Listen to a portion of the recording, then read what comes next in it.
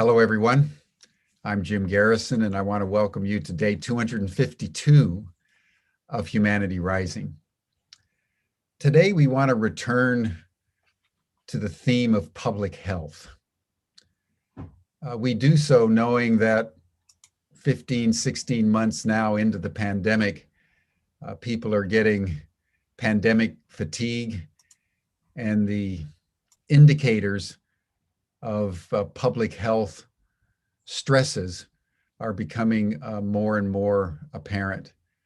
I was talking with a colleague in Sri Lanka just yesterday, and she was saying that things seem to be looking up and vaccines were starting to be distributed. And then the pandemic broke out in new forms in India. India, which had been sending the vaccines to Sri Lanka, stopped all shipments. And now the vaccines are basically a black market item for vast amounts of money. And the variant from India is now infecting Sri Lanka, and everybody's under lockdown again. And she's alone in her house. She's getting depressed. She just wants it to be over. She thought she was going to be able to get a vaccination, but that's now not within the scope of accessibility. And that story, I think, has reverberated around the world, and different countries have been dealing with stresses in different ways. Where I happen to be right now in the United States, just yesterday, we had another mass shooting about 60 miles south of where I am talking to you right now in San Jose, California. I think it was upwards of 9 people were killed, including the shooter. That was Tuesday. Over the weekend in the United States, there were 12 mass shootings. And the week before that, another one. In the middle of all of that, the first anniversary of George Floyd's killing. So the world is under stress, not only because of the pandemic, but because of accelerating hypercomplexity. And so the question of mental health is front and center for the human race at this moment. So we'll be exploring yet another facet of public health in just a moment. But first, we want to begin our program, as we always do, with just a minute or so of just centering ourselves in our bodies, taking a few deep breaths, closing our eyes, and listening to our heartbeat. Just listen to your heartbeat. In a spirit of gratitude and thanksgiving that we're all alive at this extraordinary moment in the human journey.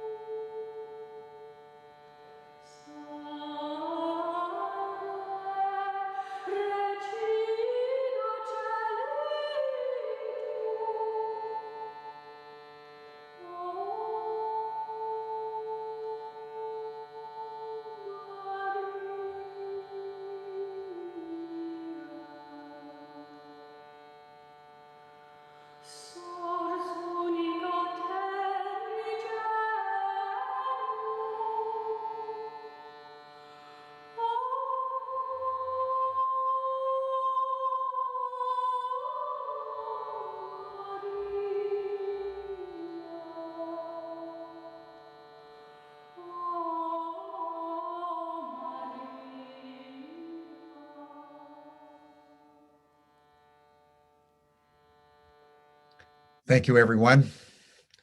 Now, with an open heart and a heart full of gratitude and love for each and every one of you joining our session today. I want to turn the program over to Lars Munter and David Somek. Lars from the Nordic Health 2030 movement, David from the European Health Futures Forum, who have been convening a series of panels for us on the various dimensions of public health in a time of COVID. And today, I believe, are convening their 7th or 8th session for Humanity Rising. So Lars and David, welcome. Thank you, Jim. Indeed, it is our 7th session on Humanity Rising. And what a powerful session you have before you. As said, I am Lars Munter of the Nordic Health 2030 movement, international organization connecting about 30 health organizations across Scandinavia. And with me, David Somek also.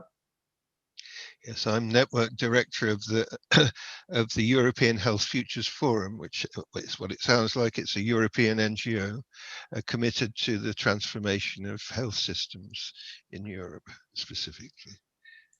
And last week, we discussed health literacy and how health literacy and educating people might be one of the tools that you can use to challenge the model. Today, we'll move a little bit away from how we can educate the individual and perhaps how we can educate systems and utilize political frameworks also as a way of challenge the model. As a very basic point, those of you who have looked closely at the program, you'll see that we have 2 distinguished speakers with us today, Virginia Andrukaitis and Børge Eliassen. We will be joined by a 3rd speaker a little bit later, but for now, please welcome these 2. Shall I have a little introduction? Yes, please. These 2 series started with friends of ours walking in the countryside in Ireland, in the forest and by the lakes. And this was to emphasize for us the holistic approach we have to health, starting with the environment, with individuals.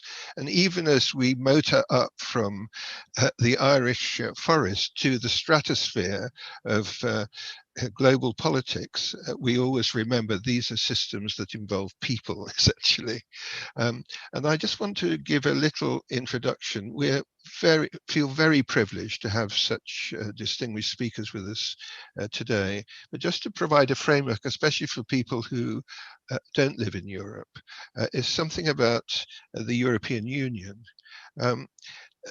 Just so a very quick history lesson. I hope I can do it in about 2 minutes. But essentially, after the war, just like with the United Nations, there was a coming together of nations that wanted to ensure that war never broke out again between nations.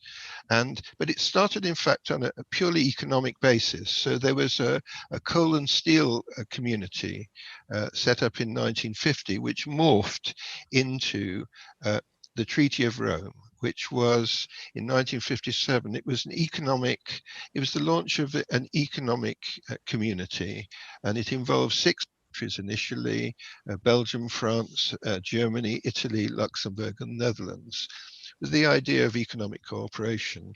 But this developed rapidly, and in 1992 we had really the foundation of the European Union with the Maastricht Treaty, and those original 6 were joined by 6 other countries. I have to remind myself that basically Denmark, Greece, Ireland, Portugal, Spain, and the UK, with some hesitation, I might add.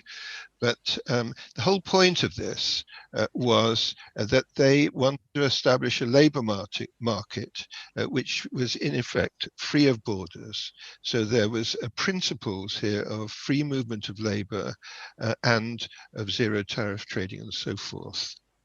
But what was really interesting about this situation was that there was still a keen concern continue the principle of subsidiarity. That's the notion of there are certain things that countries want to retain as part of their sovereignty. And one of the particular elements was health. And that has remained the case throughout. And I'm sure that Bitenis, as a former commissioner for health, will talk to quite a bit more about that and how that was seen at first as protection is now perhaps a barrier. But the other important thing, I think, was that in 2007, there was really a fundamental, there was a Charter of Fundamental Rights, which added a complete social dimension. This isn't just economics then, but it was the notion that the members of the European Union also subscribed to basic rights, which in fact, of course, had been defined just after the war by the United Nations, but which particularly were applied within the EU. So issues about labor rights, about solidarity, social protection, and so on. And these, I think, people would agree, are an important part of the modern EU as it stands. Now, that's all really I wanted to say as a background. I hope it's enough and not too much. But certainly setting the scene for where we're at. And for the sort of the headline, I'm sorry to steal your headline or borrow it for 2 seconds, Bitenis, but time for a next level.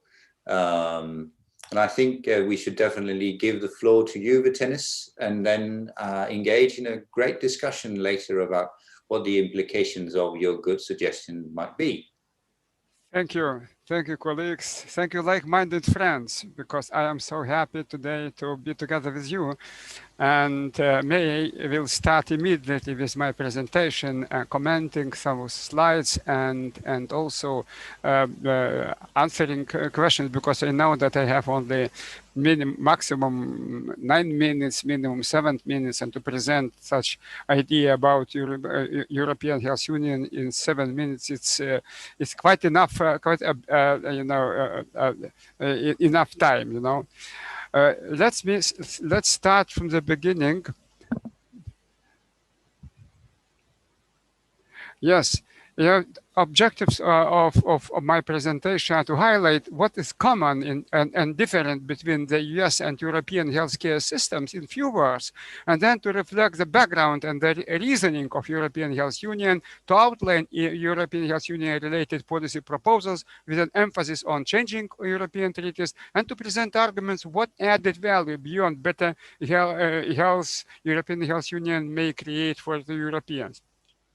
As you know, in EU, we have 5 big, types of healthcare care systems: Bismarck model, Beveridge model, Scandinavian one, Southern European one, and Central and Eastern European one. They have a lot of differences, but also they have a lot of similarities, because main achievement is universal health coverage. In the EU, we have very high level of universal health coverage. If you compare with United States, you can see differences. But speaking about transatlantic partners and what can we learn from each other, you know that European healthcare models is internationally known as good and strong in area of universal health coverage. But at US federal government level, we see federal system of Medicare or National Institute of Health to be studied by European colleagues. And both sides have experienced positive and negative issues related to management of main risk factors, because a leading issue is NCDs: alcohol, drugs, tobacco, unhealthy diets, and so on and so on. And when we are looking today about COVID-19 situation, we know very well that humanity was warned about risk related to the global pandemic, Ebola outbreak, Zika virus.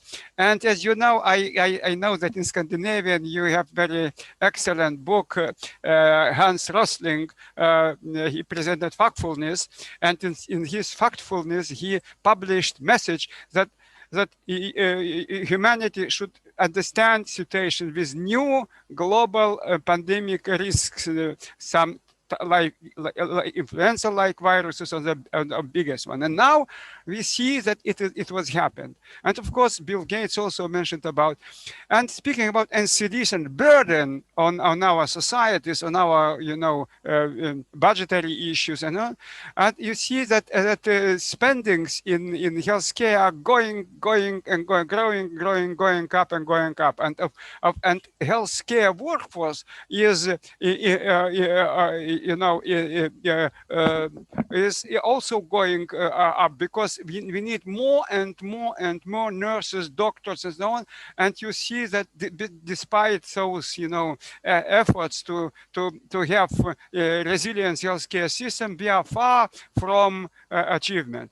And the rationale for strong European health union policy is, of course, first of all, now we all understand that communicable diseases do not respect political borders. No one is safe until everyone is safe.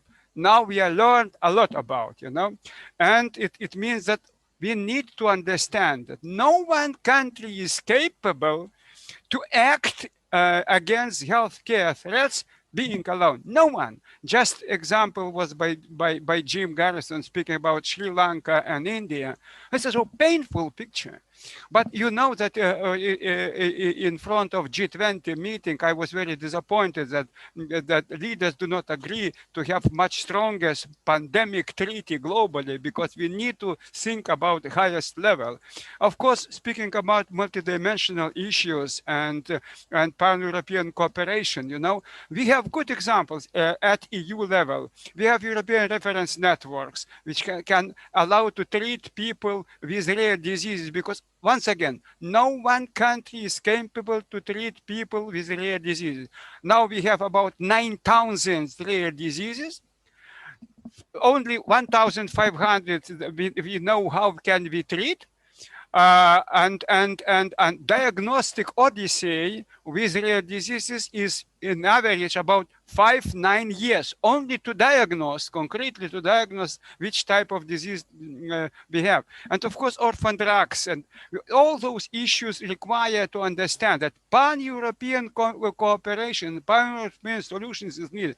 And globally, speaking about vaccination today, we all know very well that without possibilities to build new common mechanism defending public vaccines as public goods, they have no chance to move forward. No doubt. If we see, and of course, speaking about medical deserts and so on, and strengthening the role of health policy in the European Treaty is necessary. The objective to keep in mind are more proactive and preventive health and more solidarity in public health activities. Safeguard EU solidarity with sufficient capacity. We need to avoid shortages of medical supplies, personnel, and services. But but of course, it's not enough to have only in our hands directive on cross-border health care. We need to see much more efforts in some areas of rare cancers and rare diseases to treat people, because Malta, Lithuania, Slovakia, Cyprus, they have no chance to treat some people with rare diseases. And we can see that we see in treatment and access to treatment second-hand people, because they are staying in more poorest countries. Now going to European treaty, speaking about health. Health is not on the preamble of the European of Lisbon Treaty. Health is not in the Article 3 of the Treaty of European Treaty. Health is not part of Article 3. And following the logic of the Treaty on the EU and Treaty on the functioning of the EU, prioritization is only devoted to developing the internal market and economic and monetary union, because EU just started a steel and coal agreement, and now always internal market issues and economic and monetary issues are much more strongest enshrined in treaties compared to health. Health appears only on the shared competences between the Union and member states only in Article 4 of the Treaty on Functioning of the EU, in a limited form as common safety concerns in public health matters for the aspects defined in this treaty. And human health is out of shared competences. And development of health is considered necessary to the Union insofar as it serves better functioning of the internal market. Current health union related initiatives are not talking about health as a specific objective of the EU. The talk is about well-functioning internal market. Sorry to say. And my proposal is, and my thought are about how can we do more, keeping in mind to have some legal instruments and to avoid legal limit and constitutional asymmetry, which is enshrined in Lisbon Treaty. Believe me, without those changes, we will be only very weak, and we will only speak about health union, not understanding what does it mean. Health should appear on the preamble of Treaty of the European Union in parallel to internal market and economic and monetary union. As you know, paragraph 10 is very important. Determined to promote economic and social progress for their peoples, taking into account the principle of sustainable development, and within the context of the accomplishment of the internal market and of reinforced cohesion and environmental and health protection, and to implement policies ensuring that advances in economic and social integration are accompanied by parallel progress in other fields. It will be game-changing. And let us then amend Article 3 of the Treaty on the EU.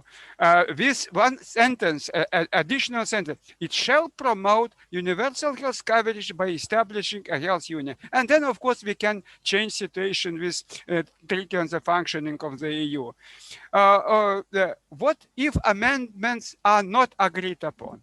Policy making based solely on the basis of the internal market shall continue in the European Union institutions.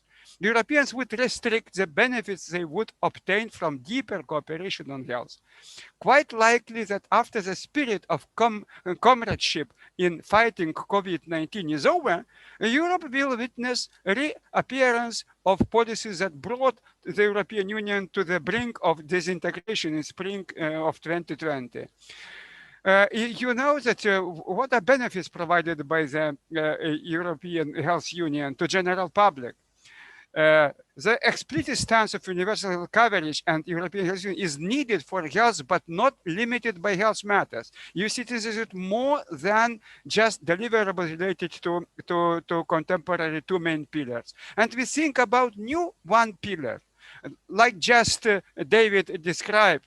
Now it's time to think not only about single market and about economic and monetary union. Now it's time to think about a health and well-being union, because health and social component, they are going together. When we are speaking about well-being, we know the definition of health enshrined in WHO constitution is health is social, mental, and physical well-being of individual, not merely disease or infirmities. It's time now to think and to see how can we move forward with it. Public opinion is in favor. Now, health is a first position in the EU. Eurobarometer just showed a situation. Look, when we're speaking about many actors, please keep in mind the words of President Jacques Delors. Lack of solidarity poses a mortal danger to the EU. Lack of solidarity in health is also a mortal danger. Let us be inspired by this insight, and let us be brave, building a strong and genuine European health union. And let me finish with only some thoughts. Today, Commission proposal to build the European Union without treaty changes has no chance to overcome legal limits and constitutional asymmetries which are enshrined in treaties, because EU is based on rule of law. I spent 5 years in the Commission. I know very well. It's very difficult to build genuine EU, not keeping in mind changes in the. And people are asking us about health union, but what can we do without changes? Rule of law, treaties, and you know it will be very difficult to solve, to see more healthier Europe without possibilities to change treaties. And legal limits enshrined in treaties hamper European role on the international scale. How can the EU be active in health policy globally, with very limited responsibilities inside the bloc? Limits of international outreach of the EU are clearly indicated by the fact that the EU is not even a member of the WHO. You know, we have only, you know, status of observers. The explicit stand to the EU for universal coverage is needed not just because health per se. Currently, EU citizens' expectations on deliverables of the EU are exceeding those related to current two main pillars like single market or economic and monetary union. Europeans are looking for the new stage of development of the EU, based on humanistic inheritance of Europe, on the values of respect of human dignity.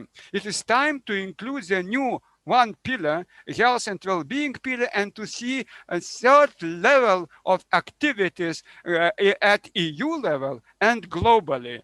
And I strongly believe in possibilities to pass this message to the conference on the future of Europe and to see how can we act, you know, going in such direction. Thank you very much indeed. May I not overcome my time limits. Vitalis, thank you very much. That's a really passionate plea for something I know you deeply believe in. Lars, would you like to ask the first question? Yes, there might have been a period of time where passion in politics were left a little bit, but it's nice to see that it's still here, Vitalis. And as a sort of a question following your presentation, but to Bogi, because one of the challenges here is that few citizens sometimes understand the text of a treaty or of a constitution, what it means, but yet they feel, of course, the effects of those treaties and constitutions. So Bogi, is this also sort of a kind of an awakening of democracy, is health policy then also a game changer for a movement towards both the SDGs 2030 and beyond? Yes. Yeah, I think, and first I would like to thank Vitalis for all his great work, both as a commissioner and the push he does now, which is incredible and very important. And the awakening, yes. So COVID has been a crisis of big dimensions with a lot of negative effects on many people, but it has also shown us that health is not inside country boundaries, as Vitalis also said, but also that it's very much about the picture of health is not just disease. It's also about well-being, of being healthy, enjoying life, and I think so. I've been in a lot of discussion lately where I'm questioning the assumption to say that the climate change is the biggest threat to health. I actually think that bad health is the biggest challenge to dealing with climate change, because we are only the lucky 10% in the world who have the energy to deal with it, because you don't have any bandwidth if you don't have your health and your life conditions in place. And I think this awakening we are beginning to see now. And also if we want to know that a lot of the health burden is on behavioral side. So it's behavior and life conditions and creating better life conditions that are so crucially important. And then we also see this technology that we can use both on the data side and on the new biology side, which only will come into its right if we work together in very, very big numbers, because we need to understand the patterns of biology. So everything will become like rare diseases that Vitalis also was talking about with the reference networks. So we do begin to see an awakening, but we also need, I think, from our own side, to be much better to speak to two persons and make this a cause, a well-being cause, because this is what this is about. And I'm also, one of the other things which I'm seeing is that we have discussed a lot of value-based health. So where we only do health which has some value, but actually it's probably the value of health to society. So how much value can you release if you keep people healthy? So that is one of our biggest challenge.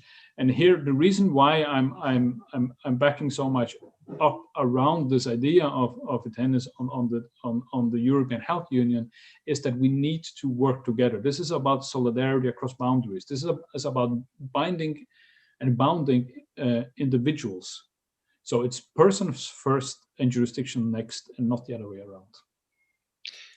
Can I interject there? I think that, of course, I agree, but it's very interesting just to allow our audience to know that we were talking before the program started about an initiative earlier today in Denmark to start a hub for the Wellbeing Economy Alliance. And this is something we talked about in an earlier webinar, but it's something that the European Commission does understand, I think. I wonder, Vitenis would comment. I mean, the truth is that when the new president came in, Madam van der Leyen, she already had an inclination to bring health more to the forefront. But of course, the pandemic has accelerated this. And what people are now saying is, okay, we've got an economic union, but what we're learning is how important health is to the economic welfare of societies. So there's a strong pitch, this the notion of a European health pillar. Well, and of course, well-being means, and the whole thing about health rather than healthcare is preventing disease is as or more important than treating it. It's not being given, and again, for many years, people have been trying to persuade politicians to invest more in prevention, and they don't listen. And we hope maybe this might be a stimulus to that. What do you think, Vitenis, having been in the political arena for so much of your life? Thanks, David. First of all, let me draw your attention that European Commission has limits because those limits are enshrined in treaty. They have no chance to act to more because it not allow Commission to do something more. And you know that the treaty language related to health matters is clear. The organization and finance of healthcare is member state power. And what can you do? And then EU works in public health and healthcare shall be restricted to helpful coordinating measures. But national government had no appetite to coordinate each other. We are just very lucky to speak coordination. But please look, nobody likes to be coordinated. That is a problem. Because, how can you coordinate member states if no one member state has the political will to be coordinated? No chance. And also, please look, it's a very good example. After pandemic, after COVID, Commission proposed to have budget EU for health 9.3 billion euros. And Council of Heads of States and Governments decided to cut and proposed to have only 1.3 billion euros in front of pandemic. And then, thanks to European Parliament and thanks to, because always trilateral agreements between Commission, Council and Parliament raised questions against that. They disagree, no chance to go forward. And then they decided to have 5.3 billion.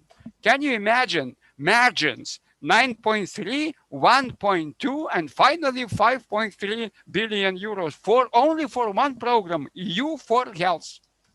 It's a reality.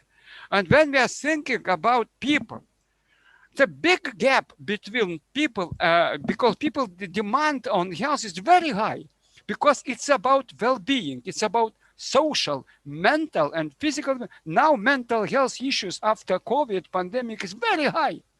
But how can you encourage prime ministers, governments, and heads of states to draw attention on situation, because they are always speaking about agriculture, about subsidies, about about monetary, about spendings, but they are never thinking about that the health is not about costs, it's about investments.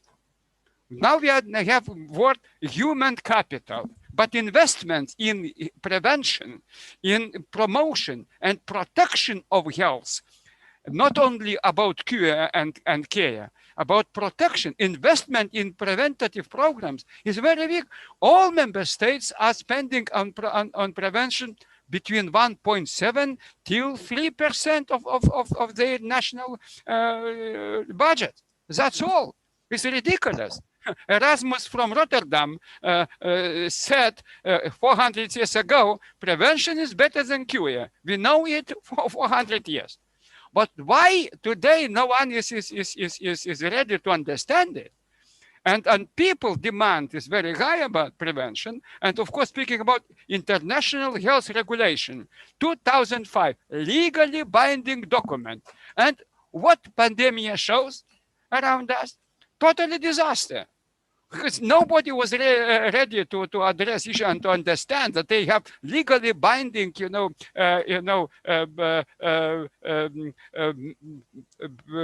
requirements to be implemented. But still, now it's time, really time, to raise questions about situation, to see new stage of development of the EU, more EU with human capital, health and well-being level should be enshrined. And then, of course, Commission will do much more and much better. I certainly hope so, Martinez. But as you rightly mentioned, this is something that requires a lot of work also on the side of Europeans as well. But one of the things that certainly is in the interest of the existing treaty is, of course, the productivity of workers, if you will, of a good economic stable market. And that relates very much also to skills and having the literacy in various ways, not traditional sense, but the health literacy. How, Bogi, then this translates, I mean, also to how we build a society of people that are more willing also to perhaps take on some of that responsibility if it doesn't come from above. Can it come from below? Yes, I think it's probably a question about both, and very importantly about both. When it comes to the changes we see, so one thing is the need that we have for health, which Martinez explained very well.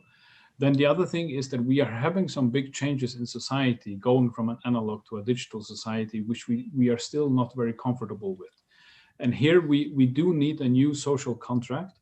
The social contract we have been used to was purely geographical, while now it's a mix between geography and digital. And here we also see the European Union being active on how do we sort this out.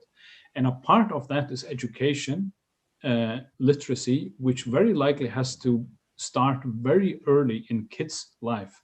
So just for true transparency, Lars and me are trying to put this into high schools in Denmark, where we go out and teach some of these things. So that is one part of it, and it's also about that. Even if, I mean, at the same time that we are focusing very much on personalized health, we are trying to standardize the way that we do it, and there we lose the ability to listen to what is actually the need of the population, because well-being is very different to different populations and different individuals. So by coming back to your core question, Lars, do we need to have a bottom up on this? Yes. But I also do think that it's the civil society, it's the public sector, it's the industry. Everybody needs to take the responsibility in building this new social contract that is so important to get this in place.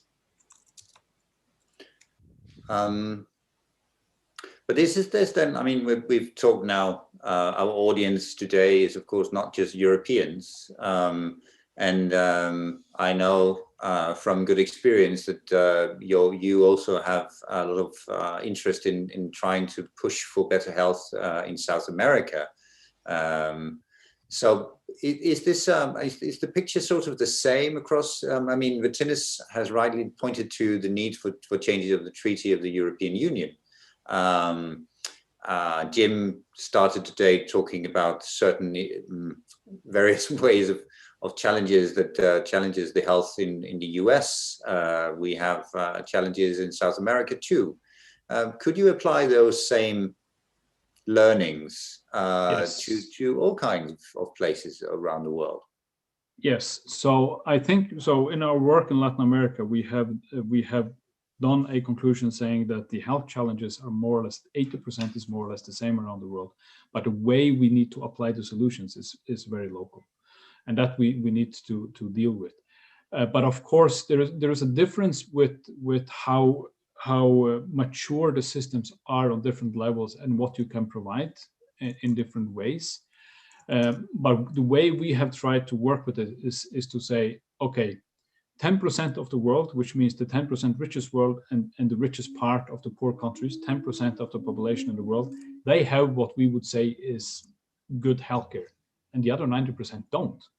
So can we begin to enforce everybody who works with health solutions, us as citizens, organizations, industry, to put in, when you do something, just like we do with health and all policy, can we try to push so this is applicable outside of the 10% richest in the world? That's I think is the European, it's the Nordic, it's the European, it's a personal responsibility to push that direction. Thank you very much, Bogi. And actually that gives me a perfect opportunity, I think, to introduce our third speaker today, Professor Elona Kickbush. And certainly a strong advocate as ever for global health. Elona, you haven't had the opportunity of witnessing our tour de force through European Health Union today, but I know that you're a passionate European as well. Talking about global health, some of the key learnings that you think that we should look at when we talk about political evolution following the pandemic. Well, thank you, Lars, and hello to everyone on the panel. Lovely to see you. And sorry I could only come now because obviously I was in another Zoom meeting that we had organized at our institute. We feel very much, I feel very much, but I say we because in the group that is arguing for a European Health Union, that you can't think of European health without thinking global health. And that, of course, has different dimensions. That has dimensions very clearly of, in a way, an enlightened self-interest. Dr. Tedros of the World Health Organization always says nobody is safe until everyone is safe. And that by implication means we cannot build our own health on health inequity and bad health of others. And that also means that many of the normative issues developed as part of a European Health Union must become part of a global social contract. Bogi just spoke of the social contract within Europe, but it is clear that we need to think that global social contract much broader. There is a new discussion around global public goods or global common goods. Right now, one has a feeling that the word has been used a lot, but it hasn't really been followed with concrete action, particularly in relation to vaccine equity. And that is perhaps something one would want to discuss. And of course, there is the incredible issue which comes through the European Health Union, that there is the so-called Brussels effect. That is, if the European Union, because also of its economic power, of its many trade relationships, actually sets rules, it indirectly puts pressure on those who want to trade, who want to have business with the European Union, to follow such rules. And therefore rules in all kinds of areas of life, on quality of products, on the safety of agriculture, on ecology and the environment, on digital, become absolutely critical. And many of those have enormous ramifications also for health. So maybe just at this point to say, you can't have health in Europe without showing responsibility for the rest of the world. In the pandemic, there was a very interesting development because, as you know, the pandemic broke out during the Trump administration. The Trump administration had every intention to leave the World Health Organization. It did not join into institutional efforts to also first strengthen the World Health Organization, but also create a new mechanism called COVAX to share vaccines. At this point, the European Union took on the role to actually strengthen global health, to finance COVAX, to move forward in bringing countries together to support the World Health Organization, and to actually at this point also suggest a new normative mechanism for global health, and that is a global pandemic treaty. So the European Union has become more active as a geopolitical actor, as a global health actor, but this interface and this linking up of the internal goals within the Union and the external geopolitical goals is something that does not come together well yet. And of course, there are new kinds of tensions now. The USA has come back into the global health fold. It is also very supportive of WHO and of COVAX, for example. There is even, you know, a kind of competition who is doing more and who's giving more. But now there's a very interesting difference that the United States does not think a treaty that is a normative issue is a very a good way to go. And on the other hand, the European Union is opposing a TRIPS waiver, a waiver of intellectual property on vaccines at the World Trade Organization, while the US has supported such a waiver for pandemics. So you see this global dimension of the European Union is a very critical issue, and it has some very, very tough issues. I don't know to what extent you have already discussed this. It's in relation to population movements, it's in relation to migration, to human rights, to open and closed borders, all of which also have health ramifications. Think of the refugee camps and other such issues. So it's not just an issue, oh, health is a soft issue, it's a defining issue.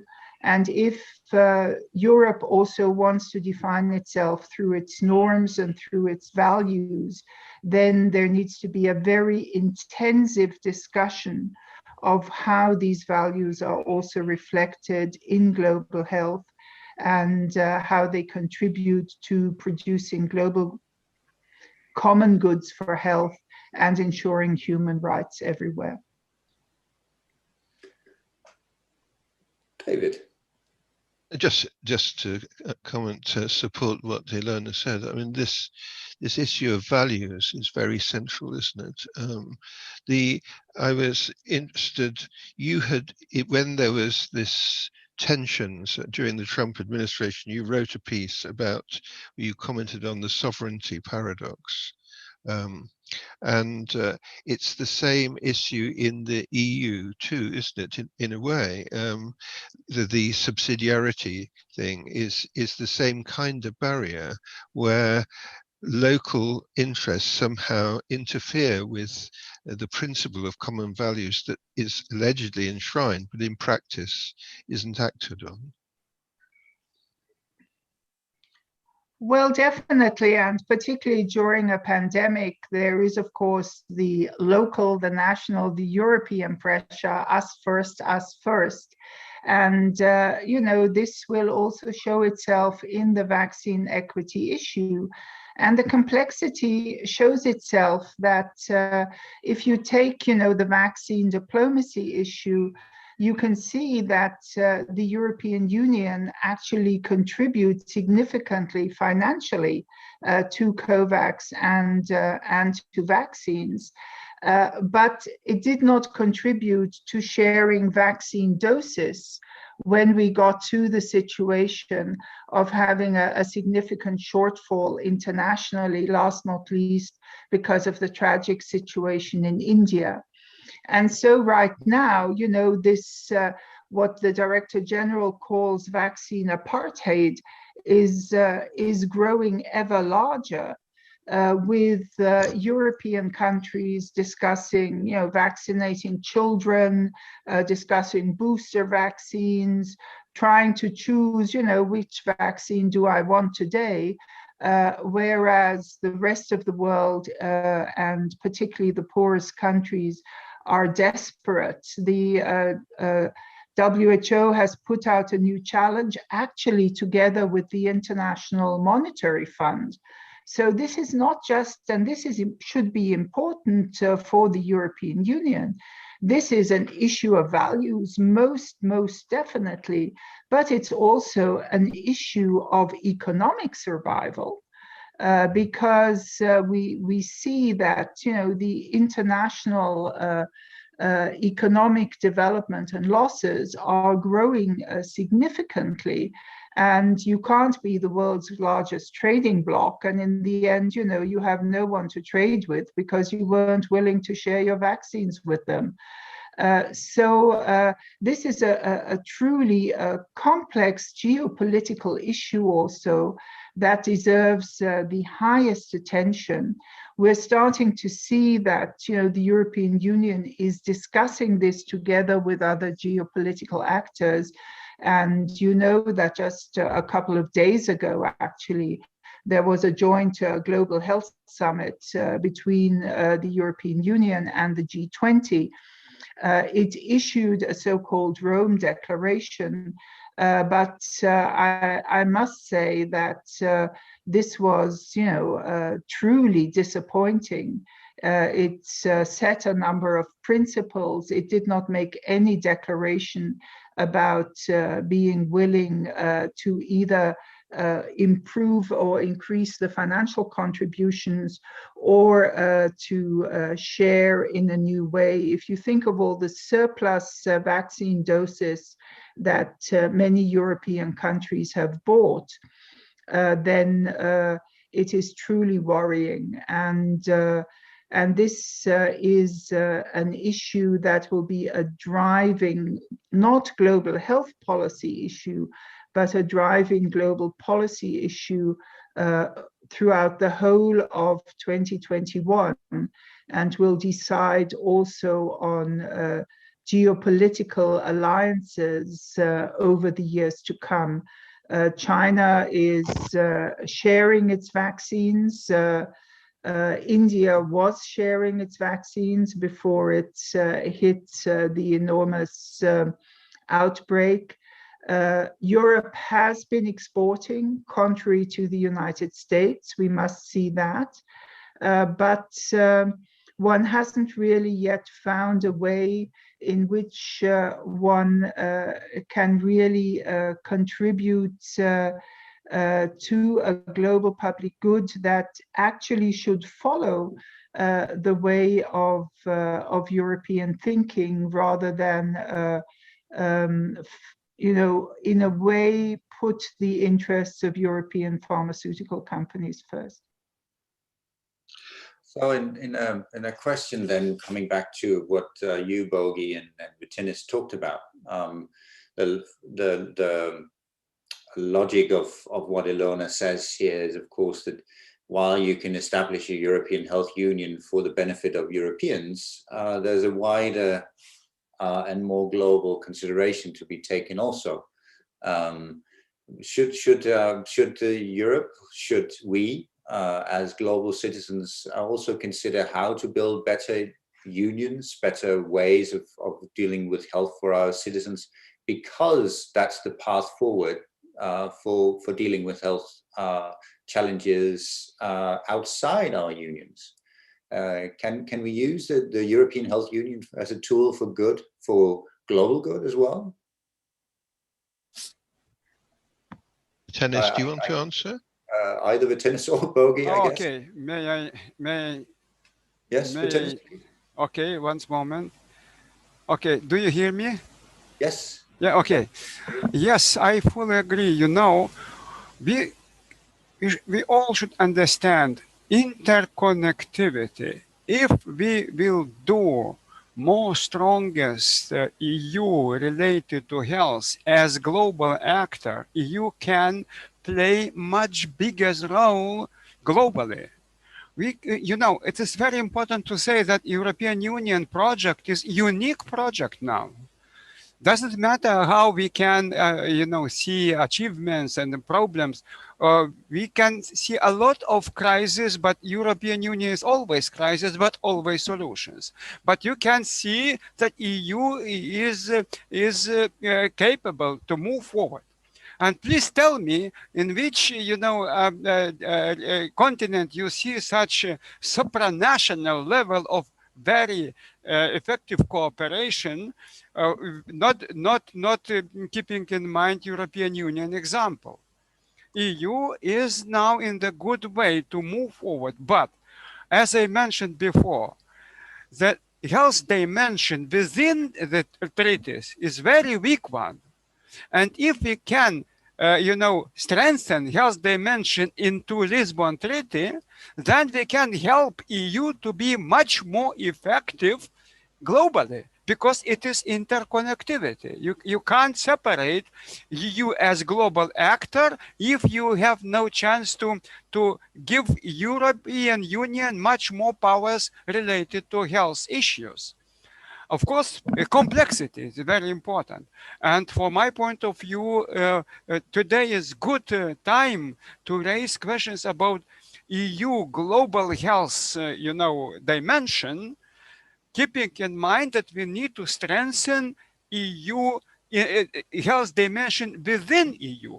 And of course, also, please keep in mind member states level. Member states should understand now that their responsibility and their activities of member states is much bigger than they did till now. Please keep in mind, for example, vaccination calendars. You have 27 different vaccination calendars in the EU, and you have millions of people who are working in different countries with their families, and you see big gap between member states related to harmonization of vaccination calendars, and all argue about subsidiarity. It's not about, it's the wrong understanding. When you argue about subsidiarity in area of rare diseases, it's the wrong understanding, because you have no chance to solve those problems locally or at national level. And member states should understand that member state responsibility in health must be also strengthened, and especially their responsibility to cooperate, to be more cooperative, addressing all issues. And then EU level should be also strengthened, and it can influence, very much influence, common voice of EU at global level in United Nations, in WHO. Now in WHO, EU is only observer. It's not has the right to be legal entity. EU is legal entity only in WTO, only. And it's shame we need to see how can we strengthen our capacities but it depends on national governments also and national parliaments also. Please keep it in mind. Vytenis, can I take that point though, and just make a general issue about when we started off with the notion of a holistic approach to health, and that means also, I was very interested when Elona talks about values. This is about the fabric of modern society and where things are going. One of the things, the barriers, surely, to the kind of cooperation you're talking about also is the rise of populism, isn't it? It surely must be a factor. And I just wanted to ask Bogi, I'm very conscious that Bogi works with Elona at Skiana as their Institute for Health Leadership, that your particular field is futures thinking. Is that fair to say? And that I just wondered where that comes, that the notion of how these social movements can influence the evolution of things. Otherwise, we have the danger of talking in silos, don't we? Yes, we do. And I think when we look at the future, we are trying to look at what we see as megatrends, as drivers that you need to relate to. It's not about opinion, you just need to relate to it. How it impacts is different, and then you look at different levels. And we do also see movements now. For instance, Vytenis mentioned rare diseases. We see movements across boundaries in rare diseases because they don't get the attention or treatment in countries. And this is beginning to be a global movement because of the connectivity that is on the internet. This is going across boundaries. So we are already seeing some of these things. But this is also, the movement is also very much about dignity and values, which I don't think you can separate in a certain way, and the sustainability of the system. So the sustainability of the system is not just if the health budget works. So taking the notion that Vytenis pushed forward, that it's about investment and not about cost when it's in health. So if we take that as a given for the sake of the argument here, so the sustainability is also that the health work for the individual during the lifespan, which then comes back to the well-being. And here we do see some social movement, but if I'm honest, I would have thought that we have seen more social movement in this path the last 5 years in Europe. So and just bridging to your populism question, why do we have populism? It's very easy to put the blame on social media and other constructions, but in reality, we are not creating the same life conditions and opportunities to a large part of the population where health is a crucial factor. It's not the right to healthcare alone, it's the right to health. So yes, I do think there is a ring there, and my biggest concern, if you ask me as using my future capabilities, is that we are not able to build this new social contract, which needs to be geographical and digital at the same time, and which needs to have some component of cross-border solidarity going around. If that's a one health approach, health and all policy, which bridges in different ways, I don't really know. What is very important here is that we need to ask the questions before we jump to the conclusions. Well, then asking a question. Elona, you pointed, of course, to certain needs, things that needed to be addressed at a global level. So if I may ask you sort of a duo question, some practical steps that you would like to see at a global level for policymakers, but also maybe to support that from bottom up. What are the sort of the practical steps you would encourage people to take to help this change then come about? As Bogi pointed out, we could have seen more social movement in the last 5 years. How can we create? How can you, if you are one of our participants, our viewers today, what can you do to encourage that?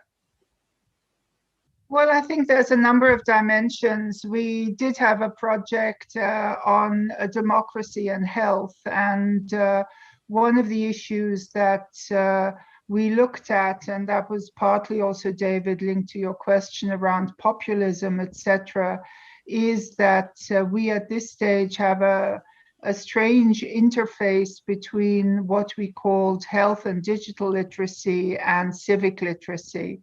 And that is, linked to vaccine, anti-vaccine initiatives. I mean, there are social movements out there, but they're of a different kind.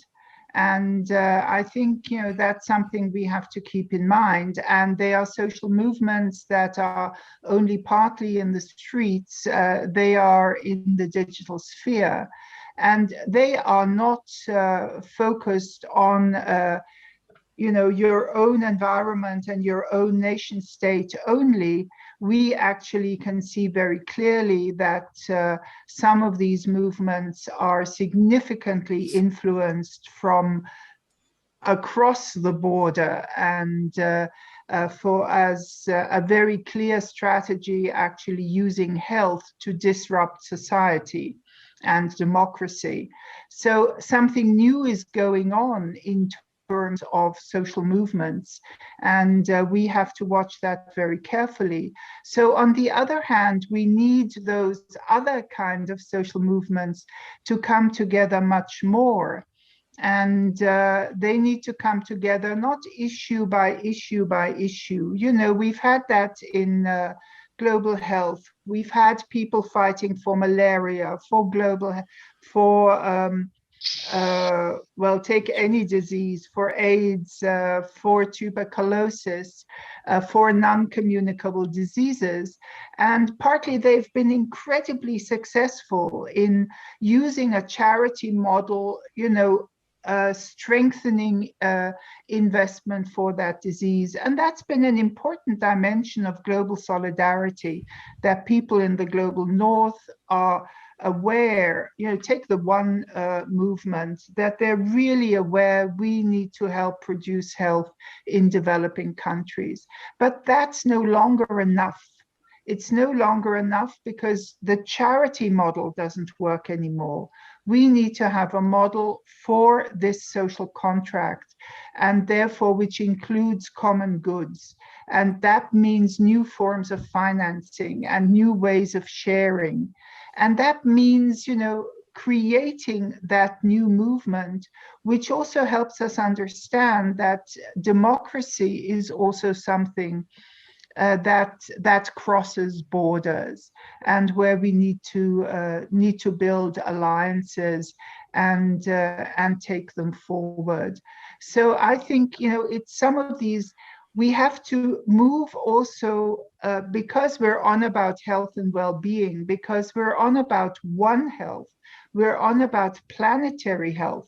We can't see these crises, separate anymore. Well, I'm a health activist, you're an environmental activist. No, it needs to come together. We want a new world.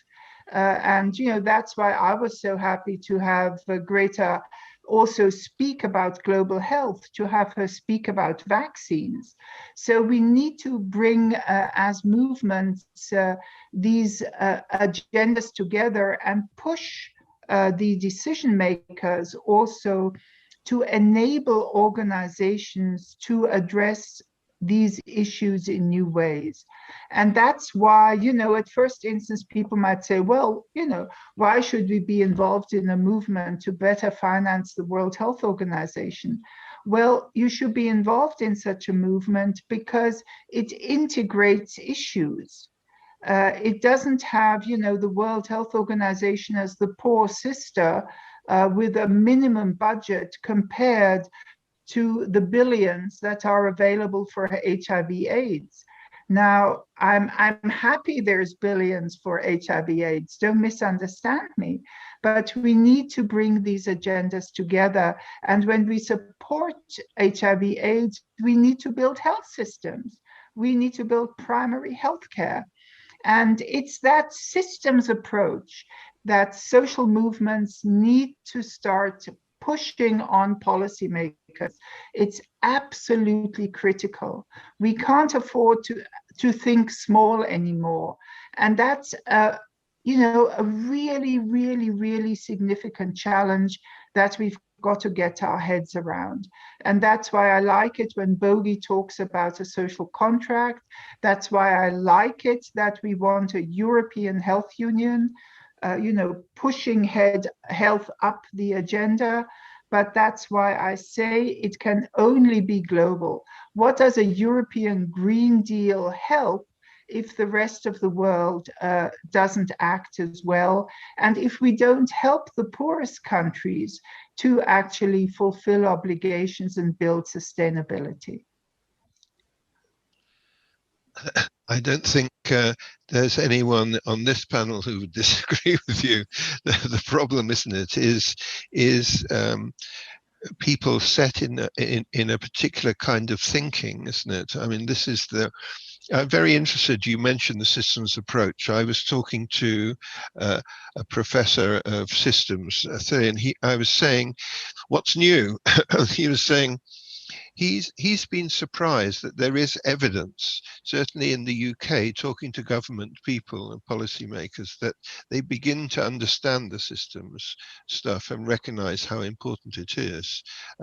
But of course, it's in politicians have a different agenda. So there is a real issue, isn't there? I mean, there are actors. I mean, you mentioned in passing the malign actors that we're also faced with with social media, but this is about getting the stakeholders to come together. And there are people in business or in politics who just the kind of things you're talking about. You might as well be talking in a foreign language. I mean, I know I'm saying the obvious to someone as experienced. Isn't that why we have social movements? I mean, I think I'm the oldest person on this panel, but I spent my whole youth in social movements, in health social movements, in women's social movements, in student social movements. We shifted universities, we shifted the approach to women's health. So I think, yes, there is people in politics who don't want to move, but it's the nature of a social movement to affect change. And the other point is that one of the things one experiences, and that I'm a political scientist, that's what political science shows you, that you actually get change when you get agendas to come together. And you will always have reformists within government. You will always have people in politics who want to change things. And the thing is, when do they come together?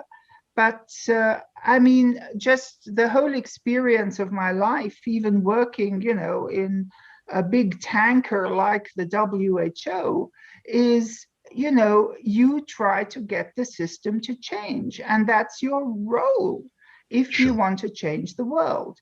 And how do you do that? You insist on what you think about, you collect the evidence, you find people that think in the same way, you build alliances, you don't give up, and you try and take things forward. And sometimes, you have to push the agenda. Sometimes you have to be a bit pragmatic. This is something that's a movable feast. So, and I don't agree that all politicians don't want change. It's at least not been my experience. And so we have to see. And, we still have a responsibility. I don't belong to the people who want to push all responsibility on the young people and say, okay, we fucked up the world, you change it. I think, we'd better, as long as we are around, help address some of the issues that we also helped create. And I just think that's our responsibility. And sort of on a more personal note for you, Bettinis, and you, Bogi, well, Elona just explained, even though it's not always the job of young people to do so, but the role of being an activist I think I have seen a photo of you, Bettinis, being an activist as a young man. Not saying that you're not still a young man, but a younger man. What did you do to become an activist? It was sort of a special bravery. I fully agree with what Elona just said. I was also involved in activism, young movement from the beginning of my young days, because I was in underground movement fighting against the totalitarian regime. I created small, illegal groups, and then I was arrested. I was under KGB. I was investigated, imprisoned, a lot of, and it taught me that movement is very excellent. This is a powerful tool to be always on top, thinking about systemic, progress. Progress without systemic views is impossible. And we need also to understand that I see generational conflicts, young, old. No, you can find a lot of excellent, young people who are 90 years old, but they are very young. And they, understanding, their insight is so, progressive. And this it depends on many, many factors. Please send a message, common message to all people around the globe. If we are speaking about the humanity, about the humanism always is young. Because humanism always is facing a lot of crises now. Now we are speaking about pandemic. Elona knows that now we can use what syndemics, because a lot of epidemics together, climate change, pollution, infectious disease, non-communicable diseases, risk factors. You see globally, see a lot of factors which are addressing all issues together. We need systemic approaches and to build resilient, systemic way forward in thinking about global progress. Look, now WTO system is under big problems. Yes, WHO. WHO is underfinanced, and a lot of actors did very, like to say, very dirty game with diminishing role of WHO. Please keep eyes on scientific trust in science. If we will be silo and in silo mentality, and we are not capable to reach people and to encourage people to believe in truly in very honest scientific research, then you can see clash. People do not believe in science. I spent 5 years in my portfolio about food safety. Can you imagine? I had, speaking about different assessments, I have in my hands 500 million scientists, because everyone is scientist in food safety, and it's very difficult. And when you are then ready to present, sorry, but scientific assessment told you that, nobody believe it. Because clash between public opinion and especially from populistic point of view, especially from some dirty lobbying point of view, because you can see lobby in every area, and then you see diminishing trust in science. It's very dangerous, and we need to change situation systematically and improve our capacities to speak with people and to encourage young people to understand that to be young not does it mean to be in silo, because you see some activists in one area and they are fighting against each other. Some are fighting, it's no way. You can create common platforms, very, very broad understanding of broad issues, overcoming silo mentality. But then, perhaps a question: are you then also a 90-year-old hiding in a younger man's body? How can? Are you also sort of the passionate activists as well as yeah? So I can't compete with these two heroes of moving health forward. But yes, I think that activism is a huge part of it. So I will. One of my big inspiration, and which comes back and haunts me often, is that I spent some time working voluntarily with street orphans when I lived in Brazil. And this is my personal picture of the one that have no chance in life, right? You see kids who have good capabilities, but because the social environment isn't there, they probably have no chance in life. And I do not think that I will be able to alone change much for them, but together we probably can change. We won't solve it for all of them, but we can make it much better for a lot of them. So this is my global inspiration for it. On the other side, just going to what is needed. Yes, I think the activism, the social movement in different ways is very important, but we also need to ask, and this is probably one of the new things with the new social contract. What is the responsibility of the politicians? What is the responsibility of the administration? What is the responsibility of the social movement and civil society? What is the personal responsibility and what is the commercial or business responsibility? And have a social contract around an expectation to be a value add to society in certain ways. Of course, we need to lift the ones who need help, but the ones who can carry, they also need to carry, and we need to be able to expect that. And social movement is very much about moving in and with the capacity that the society has. And I'm not one of those that thinks that the young generation is lost. I think they are very bright and very promising. And they are digital native in a way that we will never be, and are much more capable of handling this chaos we think we are in. So I am actually fairly positive. But what we need to do is to take the new technology in the best possible life conditions so we get it in the right direction, which is one of our challenges today.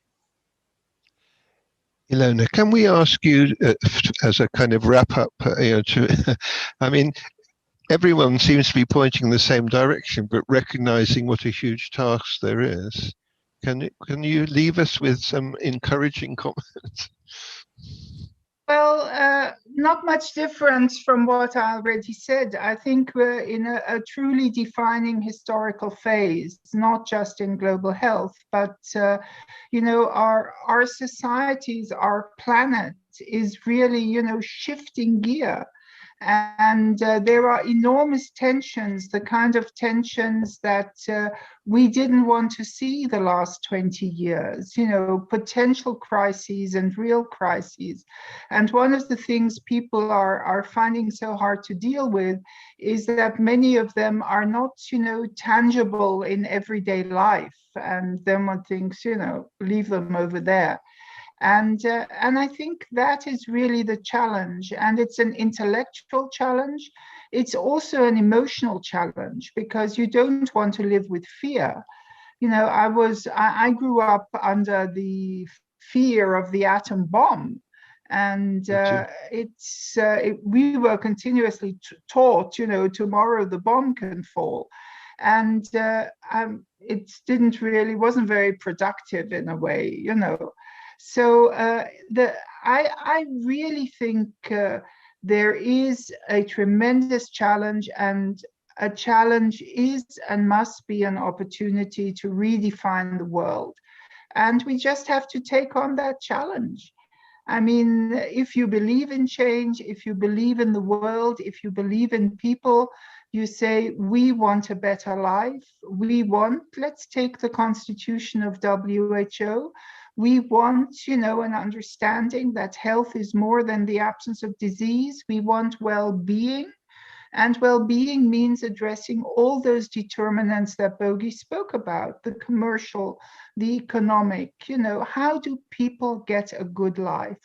And my favorite political sociologist, Ulrich Beck, said, the big question, the one and only question for our future is, wie wollen wir leben? How do we want to live? And that is a question each one of us has to ask individually. And it's a question we have to ask of others. It's a question we have to answer together, and then hold politicians and other decision makers accountable if what they do is not going in that direction. That's a very hard act to follow, Elona. Thank you very much. But Bogey, can you just try and follow that one? Yes, I will. So I think, and I know this is, I mean, this was mentioned by Vitenis, and I know this is one of Ilona's good, if not favorite book, one of the favorites, Hans Rosling. So factfulness. We have to remember that we have improved life conditions over time for a long, long, long period. Yes. And by focusing on what actually works, and then spending energy and creating bandwidth to fill the gaps, to focus on what we then need to improve is extremely important. It's very important to embrace that we have improvements, but also be very honest that there are things that we need to improve more. So it should not be a disaster mindset, but rather a appraiseful mindset of saying, okay, we are doing better, which we are on average year by year, but there is still a lot of work to do, and let's get our minds and focus on that. Extremely good. Can I add one proviso there? I would have fully agreed with Bogey probably 18 months ago. But after the devastation of the pandemic and the rollback on many of the sustainable development goals, we have to revisit some of that without falling into the total crisis mode, Bogey. I agree fully with you. But, you know, the pandemic has changed something, and we do need to just factor that in. That's just something that's important to me. Yes, I agree on that. Us. Well,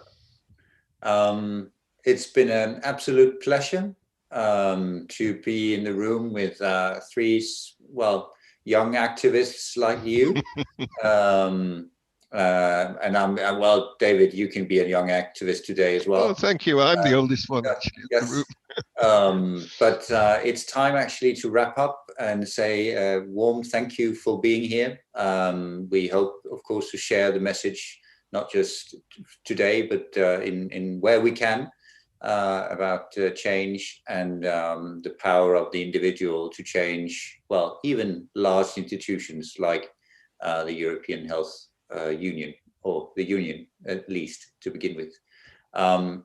Jim, it was a pleasure to borrow your room for a while and allow us to share this message to the world. Thank you.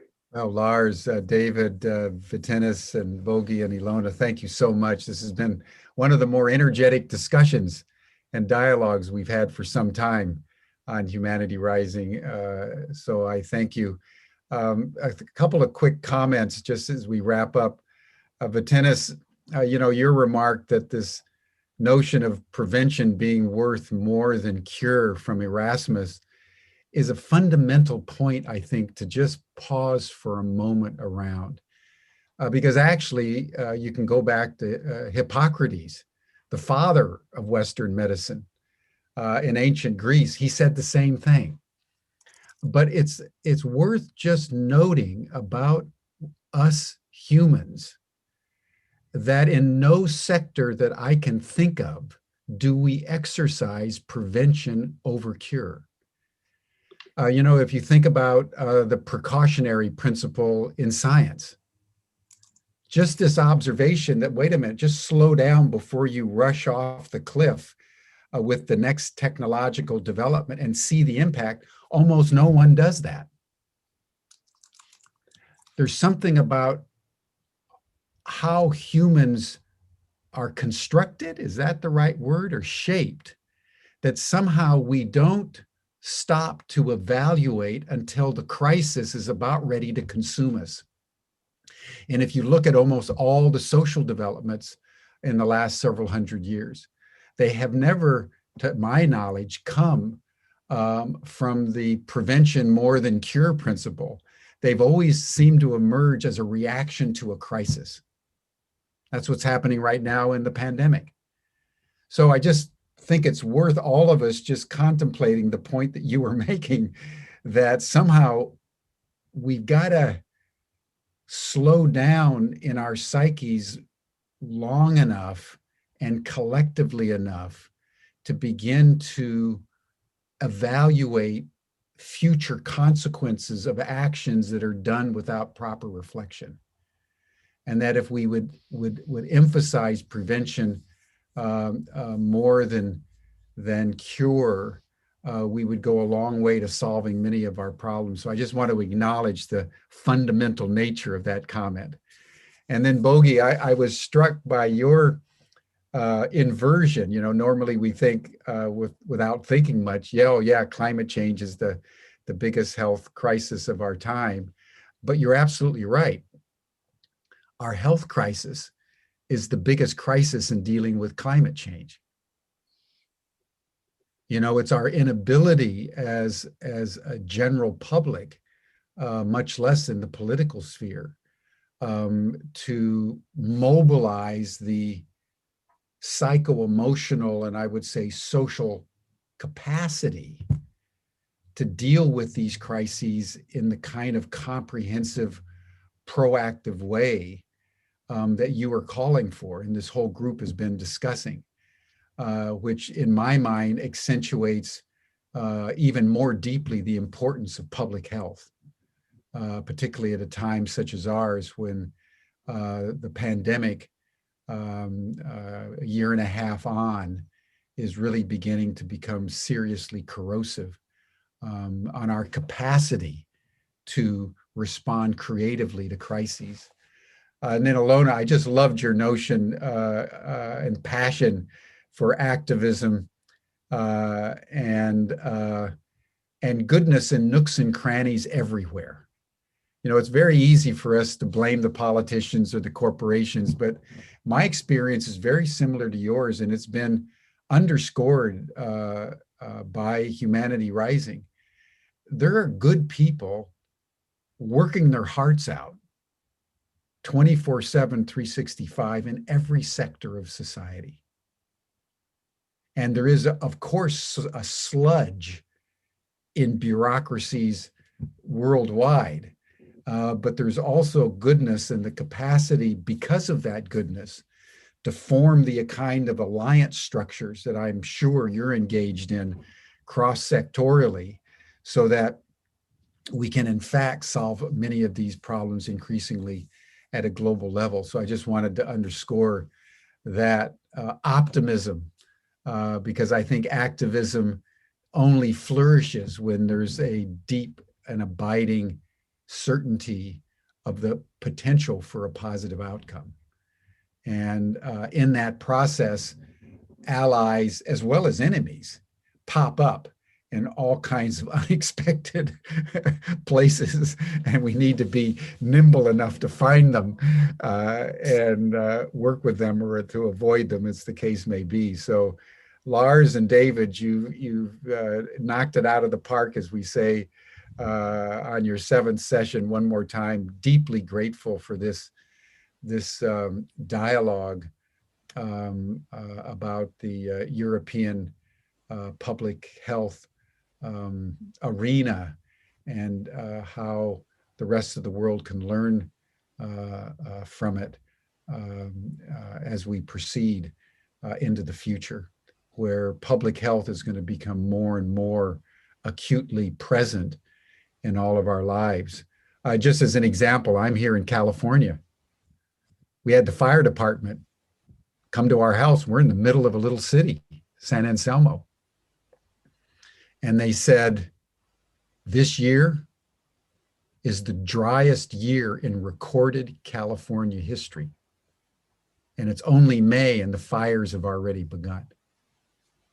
And I took that information in from 2 uniformed firemen, and fear just reverberated through my body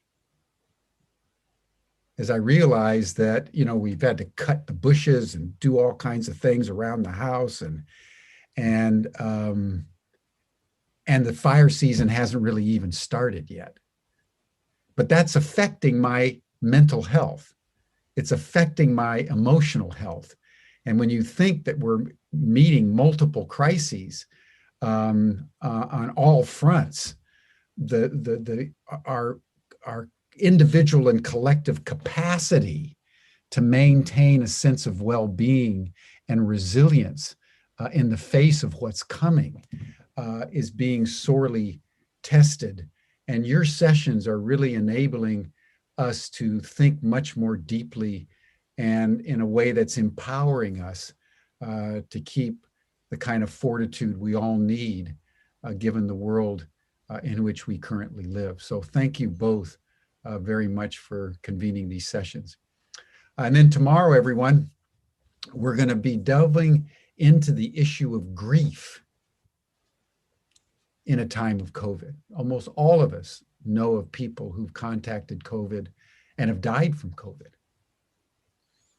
And there's a lot of grief, among other things, that are circulating the world right now, not only because of COVID, but a range of other challenges. So tomorrow we're going to dive into the matter of grief by a number of people who have lost family to catastrophes, and they're going to share with us what it's like to experience deep grief and how you can navigate through it and achieve a sense of well-being. So that'll be tomorrow on Humanity Rising. Thank you, everyone. See you again, same time, same station on Humanity Rising tomorrow. Bye for now. Thank you all. Thank you. Thank you. Thank you.